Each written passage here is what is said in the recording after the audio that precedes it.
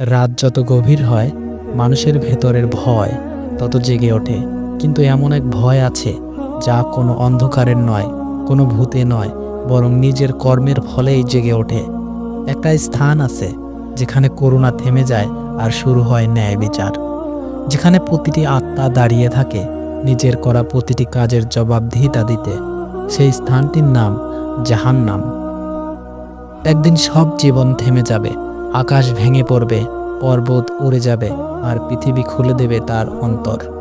মানুষ দাঁড়াবে সারিবদ্ধভাবে, নগ্ন, অসহায়, একা। শুধু তার কর্ম তার পাশে থাকবে। তখন একটি কণ্ঠ ধ্বনি করবে, আজ কারো উপর অন্যায় হবে না। কিন্তু যারা মিথ্যা বলেছে, প্রতারণা করেছে, অন্যের রক্ত ঝরিয়েছে, তাদের জন্য অপেক্ষা করছে আগুনের গভীর উপত্যকা, যেখানে আলো মানেই আগুন আর ছায়া মানেই বিষ। জাহান্নামের আগুন এটা কোনো পৃথিবীর আগুন নয়। এটা এতই তীব্র যে যদি সেই আগুনের একটি ছোট্ট শিখাও পৃথিবীতে ফেলা হতো, তাহলে পুরো মানব সভ্যতা পুড়ে ছাই হয়ে যেত। এখানে পাথরও গলে যায় আর আগুনের রং হয় কালো। তাদের ত্বক পুড়ে গেলে আবার নতুন ত্বক তৈরি হয়, যাতে তারা আবার যন্ত্রণা অনুভব করতে পারে। একটা অনন্ত চক্র, যেখানে মৃত্যু মানেই আরেকটি জীবন, আর প্রতিটি জীবন মানেই নতুন শাস্তি। সেখানে মানুষ চিৎকার করবে, হে প্রভু, আমাদের ফিরিয়ে নাও, আমরা সৎ জীবন যাপন করব। কিন্তু উত্তর আসবে না, শুধু আগুনের শব্দ আর রক্ষীদের কর্কশ কণ্ঠ। আজ অনুতাপের দিন নয়, আজ প্রতিফলের দিন। তাদের পানীয় হবে ফুটন্ত পানি, যা অন্তর ছেয়ে ফেলবে।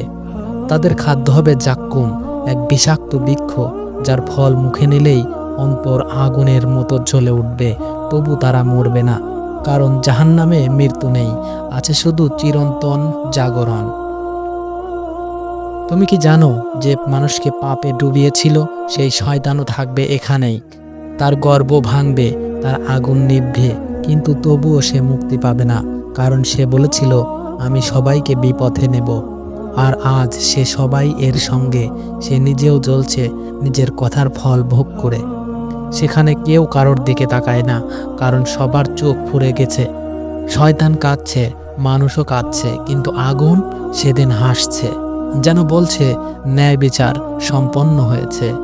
কিন্তু মহান আল্লাহ তাআলা করুণাময়, যাদের হৃদয়ে সামান্য ভালোও ছিল, যারা কেঁদেছিল অনুতাপে, যারা একবার হলেও সত্যিকারের ক্ষমা চেয়েছিল, তাদের দিকে হাত বাড়াবেন তিনি।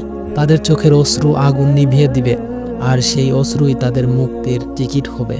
তারা উঠে ধীরে ধীরে এক নতুন পৃথিবীর দিকে, যেখানে আলো নেভে না, সেখানে শান্তি থামে না।